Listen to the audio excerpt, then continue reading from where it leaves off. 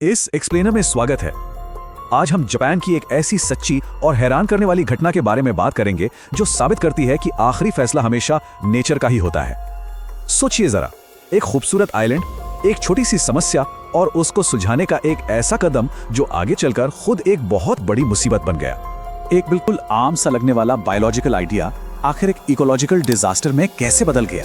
इसे समझने के लिए हमें थोड़ा पीछे जाना होगा और उस आइलैंड की हालत देखनी होगी जो अपने अस्तित्व को बचाने की कोशिश कर रहा था।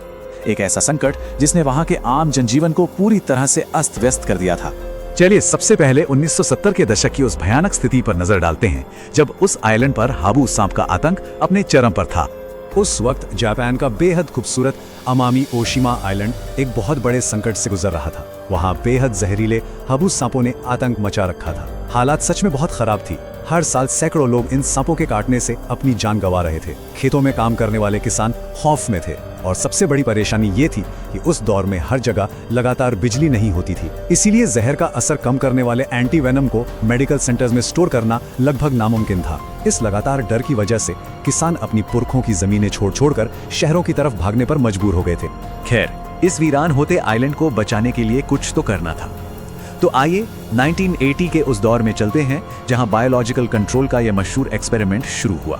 सरकार ने तय किया कि वो बायोलॉजिकल कंट्रोल का सहारा लेंगे, जिसका सीधा सा मतलब होता है नेचर को नेचर से ही काउंटर करना, यानी किसी केमिकल या दवा का नहीं बल्कि एक नेचुरल शिकारी का इस्तेमाल करके इन जहरीले सांपों को हमेशा के लिए खत्म करना।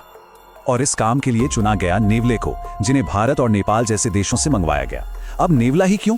क्योंकि हम सब जानते हैं कि नेवले और सांप की दुश्मनी सदियों पुरानी है।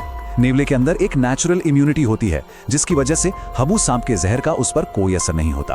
और वैसे भी नेवले सिर्फ भूख के लिए नहीं बल्कि अपने शौक और खेल खेल में भी सांपों का शिकार करने के लिए जाने जाते हैं। ये आइडिया कागज पर तो बिल्कुल परफेक्ट लग रहा था। तो 1980 के दशक में साइंटिस्ट ने पूरे विश्वास के साथ इन खूंखार छोटे शिकारियों के एक छोटे से ग्रुप को वहां छोड़ दिया। गिनती के सिर्फ 30 नेवले। जी हाँ, उन्हें लगा कि बस ये 30 नेवले ही पूरे आइलैंड से सांपों का सफाया करने के लिए काफी होंगे। लेकिन नेचर के पास अपना अलग ही प्लान था और यहीं से शुरू होता है नेचर का सबसे बड़ा और अप्रत्याशित धोखा। लगभग 25 साल बाद जब वहां के इकोसिस्टम का दोबारा आकलन किया गया तो साइंटिस्ट पूरी तरह से दंग रह गए। वो 30 नेवलों का छोटा सा ग्रुप अब बढ़कर करीब 3000 की विशाल आबादी में तब्दील हो चुका था। वो अब आइलैंड के हर कोने में फैल चुके थे। लेकिन सबसे हैरान करने वाली बात क्या थी? सांपों की आबादी कम होने के बजाय उल्टा बढ़ रही थी। ऐसा कैसे हो सकता है? यहाँ पर एक इतनी बड़ी बायोलॉजिकल चूक हुई थी जिस पर किसी का ध्यान ही नहीं गया। असल में हाबू सांप नॉकटर्नल होते हैं, यानी वो रात के अंधेरे में शिकार करते हैं। वही दूसरी तरफ नेवले डायर्नल होते हैं जो दिन के उजाले में एक्टिव रहते हैं, यानी उनके जागने और सोने का टाइम बिल्कुल अलग था। उनका आमना सामना शायद ही कभी होता था। ये एक ऐसी बुनियादी बात थी जो इतने बड़े एक्सपेरिमेंट में पूरी तरह से नजरअंदाज कर दी गई। अब सोचिए, दिन के वक्त नेवलों को शिकार करने के लिए सांप तो मिल नहीं रहे थे, पर उन्हें भूख तो लगी रही थी। तो उन्होंने क्या किया?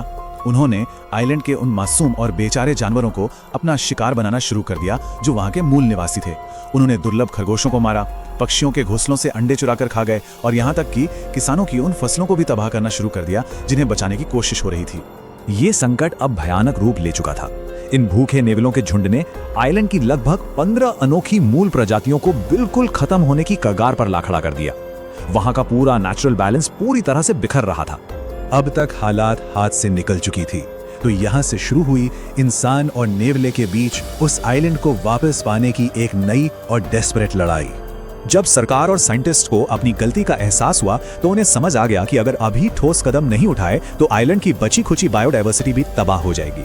इसलिए 2000 के दशक की शुरुआत में नेवालों को खत्म करने का एक बहुत ही अग्रेसिव ऑपरेशन शुरू किया गया। इन फुरीले जानवरों को पकड़ना आसान नहीं था। जंगलों में खुफिया कैमरे लगाए गए, स्पेशल ट्रैप्स बिछाए गए, घनी जगहों पर जहरीला चारा रखा गया और यहाँ तक कि उनके ठिकानों का पता लगाने के लिए स्पेशल स्निफर कुत्तों को भी फील्ड में उतारा गया। और सच कहूं तो ये कोई रातों रात होने वाला चमत्कार नहीं था। ये मुहिम लगातार कई दशकों तक हर रात चलती रही।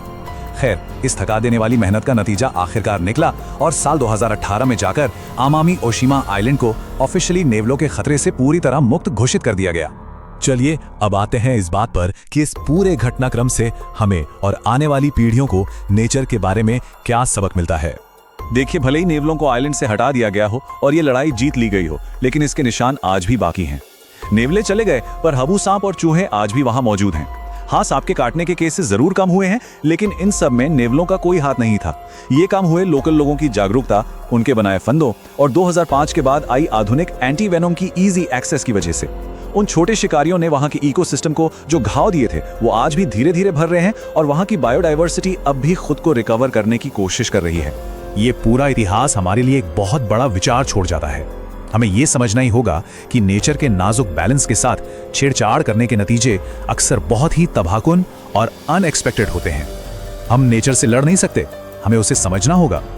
तो आखिर में सोचिए जरा, क्या इंसान सच में नेचर को अपने हिसाब से पूरी तरह कंट्रोल कर सकता है, या फिर हर बार नेचर ही हमें हमारी असली जगह याद दिलाएगी?